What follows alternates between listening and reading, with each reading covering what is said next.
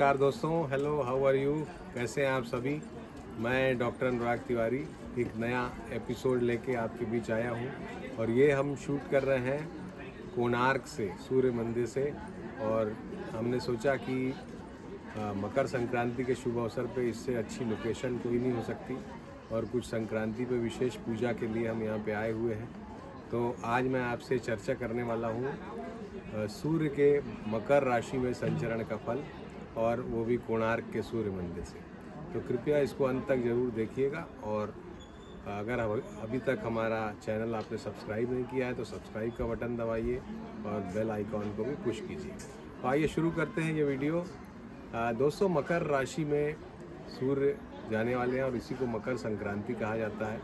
और ये मकर संक्रांति 14 तारीख को 9:25 पे कल होने वाली है। और जब भी हर वर्ष सूर्य मकर संक्रांति में जाते हैं और जब भी संक्रांति होती है तो कुछ विशेष बातें होती हैं ग्रहों के स्तर पर। और इस बार सूर्य जब मकर राशि में जा रहे हैं तो नीच के मंगल की दृष्टि भी मकर राशि के सूर्य पर पड़ेगी। इसके अलावा मकर राशि के स्वामी शनि जो हैं वो, जैसा कि हम जानते हैं, कुंभ राशि में संचरण कर रहे हैं दूसरे भाव में, और सूर्य पुत्र हैं शनिदेव।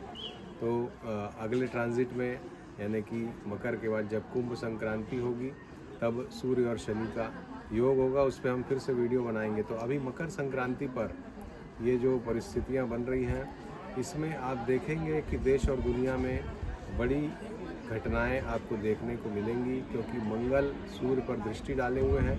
तो जो उच्च पदस्थ लोग हैं, राजा हैं या कि सेनाध्यक्ष हैं, उन पे कुछ अटैक हो सकता है। राजा और सेनाध्यक्ष के बीच कुछ तनातनी हो सकती है कुछ देशों में। इस तरह की परिस्थितियां आपको बनती हुई दिखाई देंगी।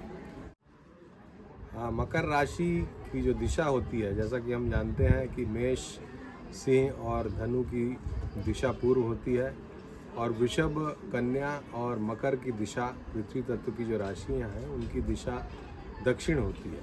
तो दक्षिण दिशा में कुछ विशेष भौगोलिक परिस्थितियां खराब होने या नेचुरल कैलामिटीज़ वगैरह आने का खतरा अभी सूर्य के यहाँ पे आने से हो सकता है। 2 और 12 का संबंध सूर्य और शनि का है, और सप्तम योग शनि और मंगल का है। तो इस स्थिति में चूँकि कोई भी ग्रह अपने से 12वें ग्रह को प्रभावित करता है, दूसरे ग्रह को प्रभावित करता है, उस एंगल से सूर्य पर शनि का भी प्रभाव है और उसी तरह से मंगल का भी प्रभाव है।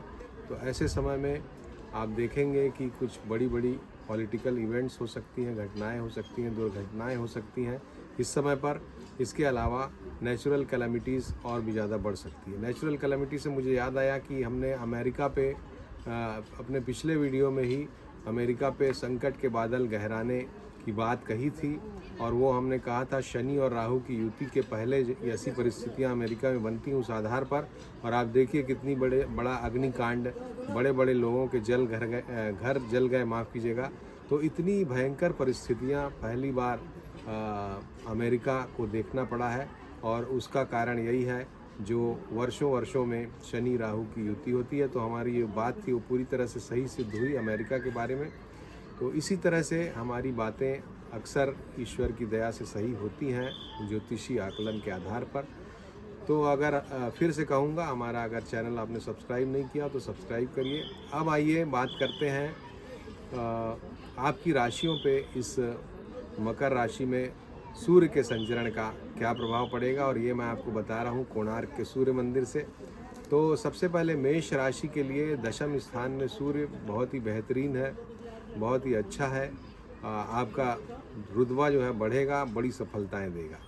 वृषभ राशि के लिए मकर राशि में 9वें भाव में सूर्य सफलतादायक है, संतान को जरूर थोड़ा कष्ट हो सकता है। मिथुन राशि के लिए अष्टम स्थान में सूर्य का संचरण आपको स्वास्थ्यजनक समस्याएं दे सकता है, तो सावधान रहिए। कर्क राशि के लिए सप्तम भाव में सूर्य का संचरण आपको सफलताएं देने वाला होगा, आपको प्रयासों में सफलता प्रदान करेगा। सिंह राशि के लिए 6वें भाव में सूर्य का संचरण शत्रुहंता योग बना रहा है, आप अपने शत्रुओं पे अभी विजय प्राप्त कर सकते हैं। कन्या राशि के लिए 5वें भाव में सूर्य का ये जो संचरण है ये आपको संतान को आपके थोड़ा कष्ट प्रदान कर सकता है, साथ ही संतान के ऊपर आपका खर्च भी हो सकता है, तो उसके लिए आप रेडी रहिए। इसके बाद तुला राशि के लिए चौथे भाव में सूर्य का जो संचरण है वो आपको हृदय से संबंधित कुछ तकलीफ भी दे सकता है, अगर जो हृदय की तकलीफ आपको है, और अन्यथा लोगों से थोड़ा वाद विवाद से बच के रहिए, वाहन चलाने में सावधानी रखिए, अग्नि से आप भी बच के रहिए। इसके बाद वृश्चिक राशि के लिए थर्ड हाउस में बहुत सफलतादायक है, बहुत ज़बरदस्त सफलताएं आपको ये 1 महीने का समय दिलाएगा।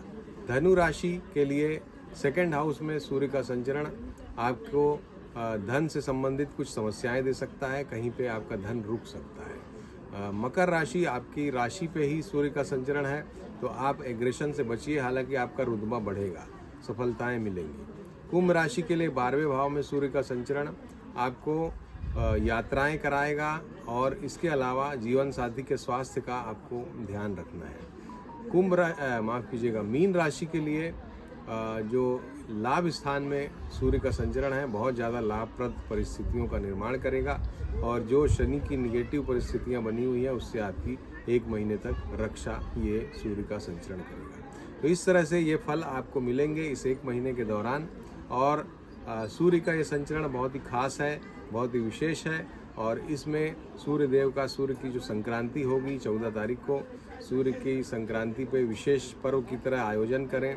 चीज़ों का दान जैसे आप रेगुलरली करते हैं, तिल का भोजन करना जरूरी होता है, खिचड़ी का भोजन करना जरूरी होता है, तिल से स्नान करिए, सूर्य को तिल का अर्घ्य दीजिए, ये सब बातें कीजिए जो आप सब रूटीन में करते हैं, और किसी ब्राह्मण को या किसी नीडी को कुछ दान जरूर करिए, तो आपको साल भर सूर्य की कृपा प्राप्त होती रहेगी। तो ये था हमारा वीडियो, और इसी तरह से आप हमारे वीडियो को फॉलो करिए, अपना ध्यान रखिए, कोई कमेंट हो तो ज़रूर कीजिएगा। Thank you very much, thank you.